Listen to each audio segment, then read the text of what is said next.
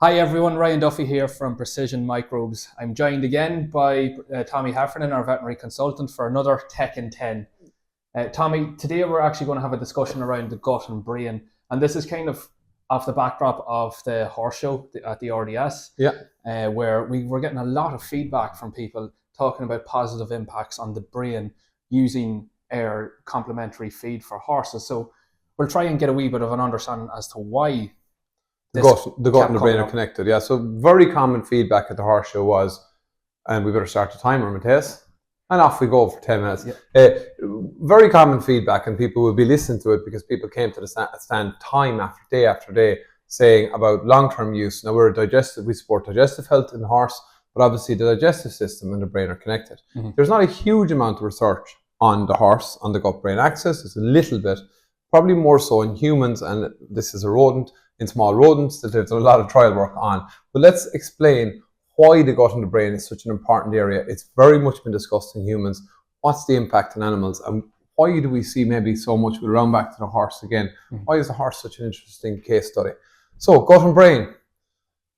Ryan did give out to me about my artwork, but we've the brain, the spinal cord, we've the vagus nerve, we've the enteric nervous system, we've the gut microbes. So there is a variety of ways that there's direct communication between the gut and the central nervous system, kind of nearly like a biological WhatsApp or something between the two. So what is creating that communication, Tommy? So there's the gut is actually seen as a second brain, and people will be familiar with a gut feeling. We've all had that. Yeah. Butterflies in our tummy. These are all kind of colloquial terms for this feeling we get from the gut that influences the brain. So why does it occur? Well, there's actually more ganglia in the enteric nervous system than there is in the brain. There's a direct highway between a super neuron highway between or nervous highway between the brain and the gut called the vagus nerve. Mm-hmm. That's bidirectional. So what happens in the gut will deeply influence brain and behavior. So there's a communication between what you've called an enteric nervous system. So that's a local nervous system in the gut and the central nervous system. Yeah, and a lot of what the gut microbes are producing, be it by way of metabolites, we talk about postbiotics, different metabolites, they will influence brain and behavior. Some hormones like serotonin, there's others that are produced there as well. And it's a very interesting area that, well, if you have a low diversity in the gut, if you've the gut microbiome affected, well, what impact is this having on the gut-brain axis? Mm-hmm. And actually, this mouse here, small rodent, a lot of work has been done in rodents to prove these theories. Was that healthy rodents or ill-looking? Well, it's not a very healthy one. His whiskers don't look that good. But what's really interesting about rodent models is there's a couple of things. They've nosobiotic, which are, they breed these mice with no microbes in their gut, so sterile digestive systems. And what they were able to influence, a lot of this work was done in Cork actually, they were able to actually see that behaviour in nosobiotic mice with no microbes in their gut was severely compromised, so they had behavioural issues. Okay. So that was the first kind of indicator there's a pathway here. Mm-hmm. They also actually severed the vagus nerve, which also showed impacts on behavior. Now, these are just really mechanistic scientific studies to look at pathways. So that's backing up that there's a neurological and a hormonal communication piece between the gut and the brain. Yeah, and even more interestingly, I think they did a study where they took microbes from people that had depression, mm-hmm. And they put them into mice. And I might be cutting the story short, but ultimately, the mice took up the phenotypic behavior of the donors.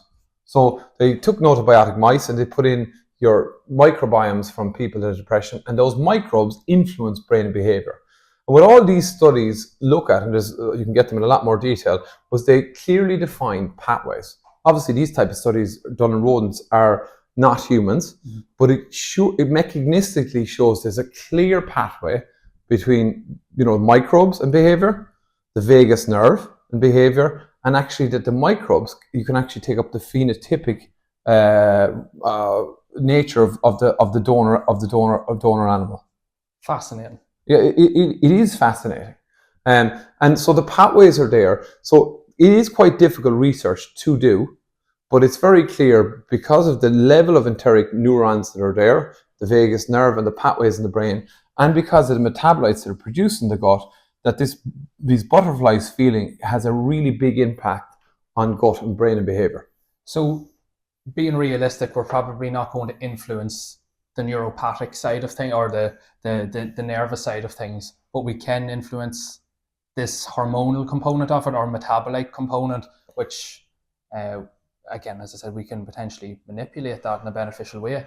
Well, so dysbiosis, and you might explain what dysbiosis is. If we can, it's a lowering of diversity of microbes. Do you want to just explain to me what dysbiosis is? Because ultimately, that's a trigger for a lot of the issues we may be seeing. Yeah, well, it's just a clear imbalance between friendly bugs or gut-friendly bugs and harmful bugs, where harmful bugs are outnumbering the good ones. And as a consequence, diversity plummets.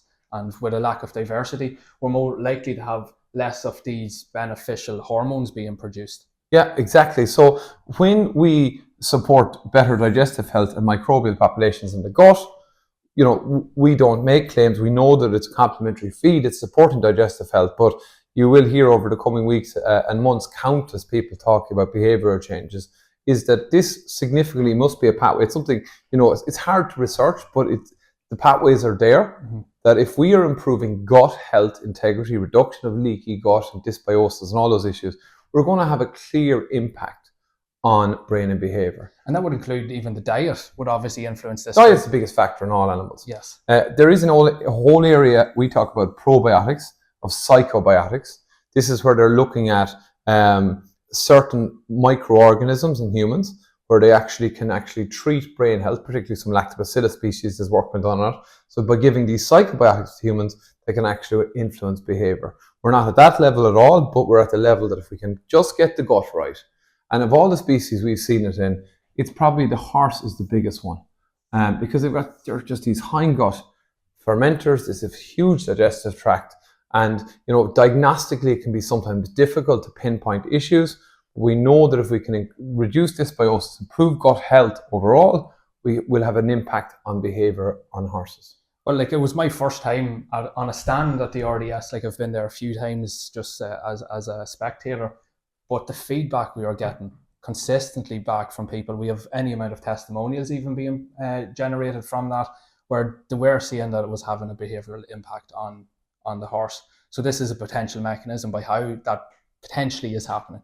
Yeah, and I think people talk about crib biting behaviour, other stereopathies. Not all behavioural issues are related to the gut, mm-hmm. but I think when you have a good example where you have sharp horses and horses with issues, one area, whether it's microbes or dietary changes, whatever you need to look at, a reduction of stress, it's certainly something you need to factor in, because this gut-brain connection is only going to get bigger. The research is really, really interesting in it, Ryan. Fantastic. Well, listen, whenever this becomes a viable product, will you let me know? I might know someone who would benefit from it. The psycho bit or the biotics bit? We'll not get into that just yet. Okay, see you next time. Thanks for that.